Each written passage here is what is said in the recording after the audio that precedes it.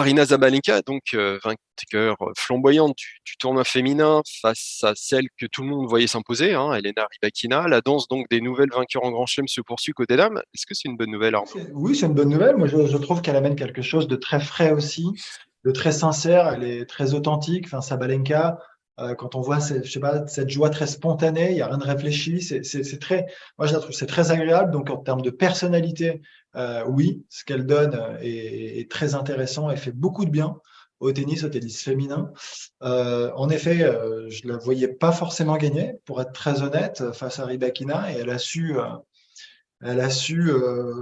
élever son niveau de jeu, hein, tout simplement, pour aller chercher ce match, tenir. Moi, je la voyais peut-être faire plus de fautes, mais en fait, c'est qu'elle a progressé, en fait, tout simplement. Alors, peut-être que aussi l'avenir va nous le dire, mais je crois qu'elle a vraiment progressé, moins de double fautes que d'habitude, ou de temps en temps, on sait que ça peut être aussi un frein. C'est une arme, hein, évidemment, son service, mais en même temps aussi parfois un frein. Et du fond du cours, bah ouais, j'ai trouvé que cette hyper agressivité, hein, euh, avec beaucoup moins d'erreurs, bah forcément fait elle peut devenir injouable sur certains matchs. Et elle a tendance à vraiment, pareil, écraser ses adversaires. Et c'est ce qui s'est passé sur un certain nombre de matchs.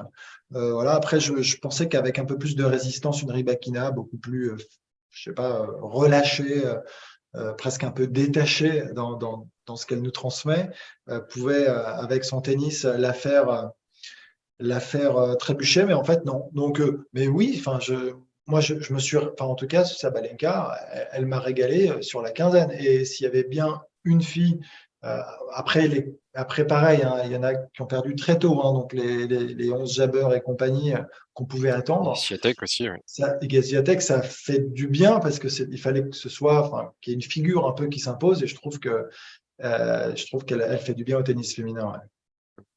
Et cette finale, Bertrand était très bien face à Rybakina, hein. Exactement. Ce que j'allais dire, en fait, le dernier du tournoi du Grand Chelem féminin où je m'étais bien régalé, c'était l'US Open 21 avec la fraîcheur Raducanu et Leila Fernandez. D'abord parce qu'on les attendait pas à chaque match et qu'elles confirmaient à chaque match jusqu'à se retrouver en finale, et que ça avait été un tournoi assez incroyable, comme on n'en revivra peut-être plus, parce que une joueuse qui vient des qualifs, qui gagne le tournoi sans perdre un set, c'est extrêmement rare. Donc il y a eu ce vent de fraîcheur. On voit que c'est jamais facile de confirmer derrière. Et dans ce tournoi, d'Open Australie, je trouve qu'on a vu d'abord effectivement du bon tennis féminin, notamment la première demi-finale, Azarenka-Rybakina, ça jouait bien. Il y a eu de la tactique, et Rybakina a su prendre le dessus petit à petit face à une joueuse d'expérience qui retrouve actuellement pas loin de son meilleur niveau. Et puis la finale aussi était de qualité, tu l'as dit Sébastien, entre Rybakina et Sabalenka. D'abord, il y a eu du suspense. C'est pas toujours le cas dans les finales féminines. C'était pas du tout à sens unique.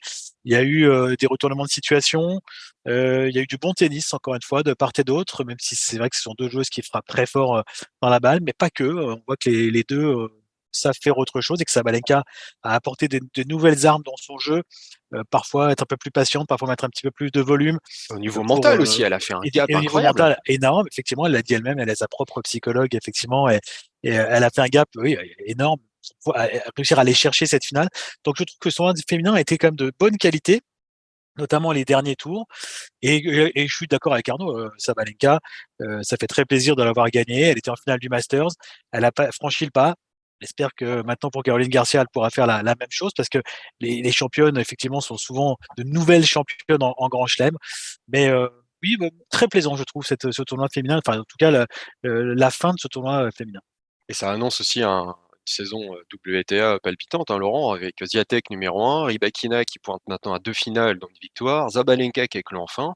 Ça va être une saison Ouais, assez, parce que assez c'est forte. vrai qu'on revoit quand même les mêmes têtes maintenant en finale. Je veux dire, si tu regardes depuis Roland-Garros, on a Swiatek qui était encore, qui a gagné évidemment l'US Open, Rybakina qui fait deux finales, un titre et une finale sur les trois derniers tournois, Ons Jabeur qui avait fait, alors, qui est un peu plus Une irrégulière, finale. mais qui Ouais. avait quand même fait deux finales de suite, Sabalenka qui est quand même régulièrement en demi et qui là va au bout. Oui, il commence à y avoir une hiérarchie solide, on va dire. Et moi, je suis d'accord. Moi, j'ai adoré cette finale.